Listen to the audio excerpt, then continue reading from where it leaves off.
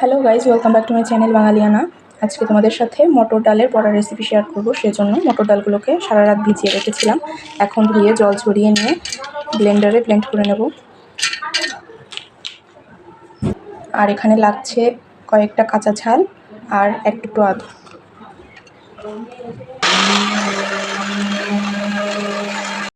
এই যে ডালগুলোকে ব্লেন্ড করে লবণ, হলুদ আর একটু চিনি দিয়ে মাখিয়ে নিয়েছি।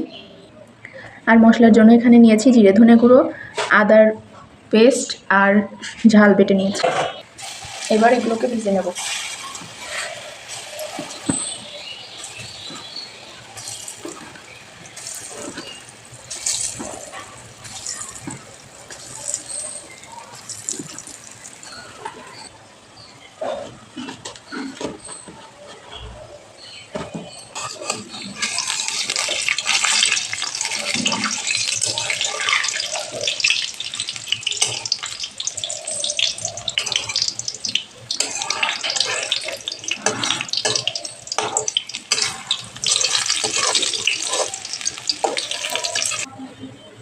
নিচে ভেজে তুলে নিয়েছি।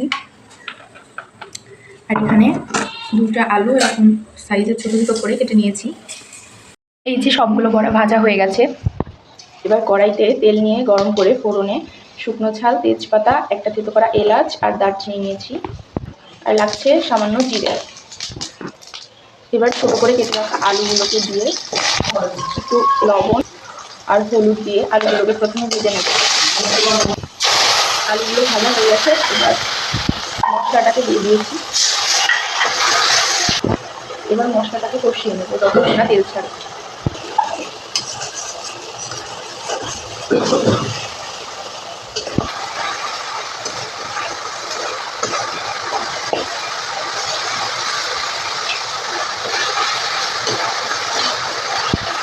যে মশলাটাকে কষানো হয়ে গেছে, এবার ঝোলের জন্য পরিমাণ মতো জল দিয়ে দেবো।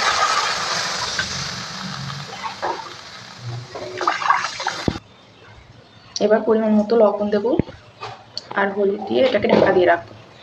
সামান্য একটু স্বাদের জন্য চিনি ব্যবহার করবো। এই যে ঝোলটা ফুটে উঠেছে, এবার বড়িগুলোকে দিয়ে কিছুক্ষণ জাল দিয়ে নেবো।